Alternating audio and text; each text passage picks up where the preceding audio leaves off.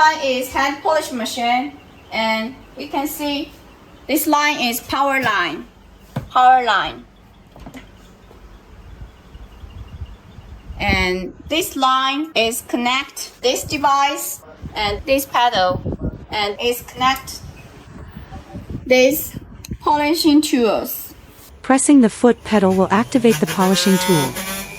To change the polishing head of the handheld rotary tool, use the provided wrench to loosen the chuck or collet, remove the existing head and insert the new one.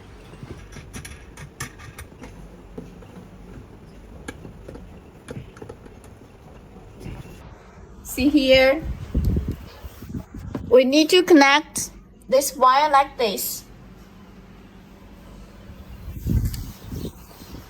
Left one is controller the fans. The fans can recycle the powder when we're working. Okay, the right one we can open the light. It be more clearly when we're working.